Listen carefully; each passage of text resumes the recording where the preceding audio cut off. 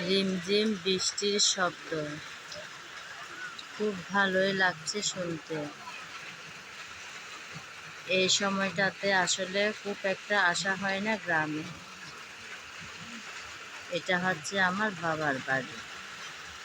আমার জেঠু চলে গেলেন নাপেরার দেশে, তাই আসতে হয়েছে বাড়িতে।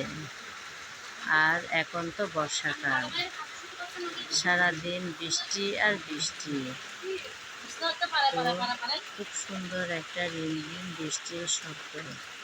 দরজায় বসে আছি, ভাবছিলাম এই সুন্দর মুহূর্তটা একটু ক্যামেরাবন্দি করে নিই আর আমার বন্ধুদের মাঝে শেয়ার করব বলে নিলাম। শহরেও হয় বৃষ্টি, কিন্তু এরকম সুন্দর অনুভূতি জাগে না, বরঞ্চ আরও বিরক্তই লাগে।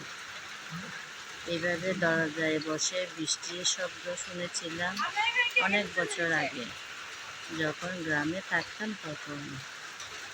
আজ অনেক দিন পরে আবার সেই অনুভূতিটা জাগলো মনে। ভীষণ ভালো লাগছে। এখন কিন্তু অনেক রাত, সবাই ঘুমিয়ে পড়ল, আমরা কজন ছাড়া। আমরাও এখন শুয়ে যাব। বৃষ্টির পানিতে ভিজে যাচ্ছে আমাদের ধানের গোলা আর উঠানের দোলনা। সব মিলে দারুণ একটা মুহূর্ত। সবাই ভালো থাকবেন। নমস্কার, শুভরাত্রি।